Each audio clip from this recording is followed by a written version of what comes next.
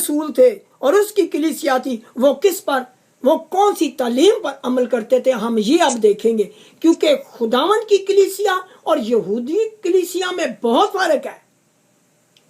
वो रूह की परस्तिश करते हैं जो खुदा बाप है और वही खुदा है, लेकिन वो मसीह में इनकारनेटेड हो चुका था, वो मसीह में आ गया था। और जो मसीह को कबूल नहीं करते, जो बेटों को कबूल नहीं करते, वो बाप को भी कबूल नहीं करते जिसने यीशु मसीह को भेजा है। जिसके पास खुदा का बेटा है उसके पास जिंदगी है, जिसके पास खुदा का बेटा नहीं है उसके पास जिंदगी भी नहीं है। इसीलिए यहूदियों के पास कोई जिंदगी नहीं है, क्योंकि वो खुदा के बेटे पर ईमान नहीं ला रहे, हालांकि वो सच्चे खुदा यानी कि खुदा में यहोवा पर ईमान रखते हैं। और यहोवा विटनेस वाले भी सच्चे खुदा पर जो एक ही खुदा है उस पर ईमान रखते हैं, फिर भी वो कल्ट कहलाते हैं। यह सच्चाई की बातें हैं, आप किसी जगह पता कर लें, इंटरनेट पर पता कर लें कि क्या कल्ट यहोवा विटनेस वालों को कल्ट कहते हैं कि नहीं कहते। और इसके बाद हम देखते हैं कि वो कौन सी तालीम थी जो खुदा की कलीसिया जिस पर अमल करती थी। हम देखते हैं यानी कि मसीह की कलीसिया अमाल 5 बाब उसकी 27 और 28 आयत में देखते हैं वो क्या तालीम देते थे लोगों को। यहूदी यह तालीम नहीं देते थे, बल्कि खुदावन की कलीसिया यह तालीम देती थी। अमाल 5 बाब 27 से 28 आयत कोई भी पढ़े।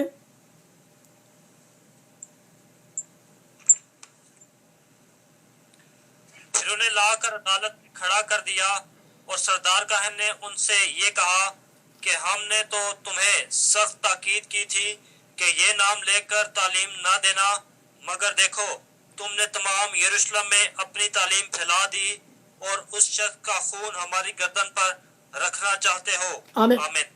यानी कि वो ये तालीम दे रहे थे कि यीशु मसीह था, उसको आपने ना हक कत्ल किया है, तुमने जुल्म किया है, वो बेगुनाह था, उसने कोई जुल्म नहीं किया था। ये उनकी तालीम थी। यहूदी ये तालीम नहीं देते थे, खुदा के रसूल ये तालीम देते थे जो खुदा की कलीसिया थी। ये खुदा की अजीब दानाई है कि वो कैसे उसने जो उसकी असली कौम थी उसको पीछे कर दिया, और वो छोटे से छोटा जो है वो खुदा की बादशाह में जो पैदा होता है वो यूहन्ना जो कि नबी था उससे भी बड़ा था। ये बहुत बड़ी बात है, ये बहुत बड़ा मुकाशफा है हमारे लिए। और हम ये देखते हैं कि वो तालीम क्या थी जो रसूल लोगों को देते थे। हम देखते हैं अमाल 5 बाब उसकी 29 आयत से 32 आयत तक, कोई भी पढ़े। अमाल 5 बाब 29 आयत से 32 आयत तक। पतरस और रसूलों ने जवाब में कहा कि हमें आदमियों के हुक्म की निस्बत खुदा का हुक्म मानना ज्यादा फर्ज है। हमारे बाप दादा के खुदा ने यीशु को जलाया जिसे तुमने सलीब पर लटका कर मार डाला था, उसी को खुदावन ने मालिक और मुनज्जी ठहरा कर अपने दाहिने हाथ से सर बुलंद किया ताकि इसराइल को तौबा की तौफीक और गुनाहों की माफी बख्शे। और हम इन बातों के गवाह हैं। और रूल कुदस भी जिसे खुदा ने उन्हें बख्शा है जो उसका हुक्म मानते हैं। आमीन। आमीन। हाँ जी, अब हम देखते हैं कि पतरस और रसूलों ने जवाब में कहा कि हमें आदमियों के हुक्म की निस्बत खुदा का हुक्म मानना ज्यादा फर्ज है। जब हमें कहते हैं कि आप यीशु का नाम लेकर तालीम ना दे, आप यीशु मसीह का नाम लेकर बपतिस्मा ना दे, ये बिदअत है, ये है, ये वो है, हम ये बातें नहीं मान सकते। चाहे गवर्नमेंट हमें कहे कभी ये आप नहीं कर सकते, हम खुदा का हुक्म मानेंगे। हमने कौन सा किसी को कत्ल करना है कि गवर्नमेंट और या दूसरी चीजें हैं वो हमारे खिलाफ हो जाए। हमने तो पानी का बपतिस्मा देना है कलाम के मुताबिक जो बाइबल में लिखा हुआ है। शागिर्द और रसूलों ने यही तालीम दी थी और उन्होंने कहा कि हमें आदमियों के हुक्म की निस्बत खुदा का हुक्म मानना ज्यादा फर्ज है। हमारे बाप दादा के खुदा ने, यानी कि पाक रूह ने, जो यहोवा खुदा है, पाक रूह है पैदाइश पहला बाब उसकी दूसरी आयत, और यहोवा खुदा है पैदाइश 4 बाब 26 आयत के मुताबिक, यानी यस्सु को जलाया। किसने? पाक रूह ने जलाया यस्सु को, जिसे तुमने सलीब पर लटका कर मार डाला था। उसी को खुदा ने मालिक और मुनज्जी ठहरा कर अपने दाहिने हाथ से सर बुलंद किया।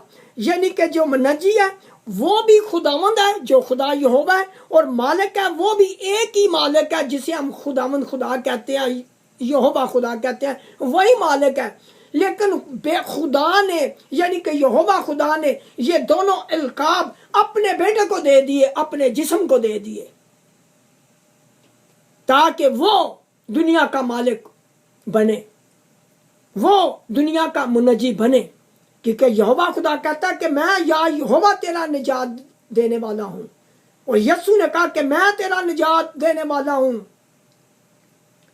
देख तेरा बादशाह आता है, वो गधे पर लादू पर सवार है, निजात उसके हाथ में है। जकरिया ने भी यही कहा और मत्ती में भी यही पूरा हुआ कि यस्सु ने अपने आप को गधे पर सवार किया ताकि वो प्रोफेसी पूरी करे, वो नबूवत पूरी करे जो जकरिया ने अपने सहीफे में 9 बाब में 9 आयत में ये की थी।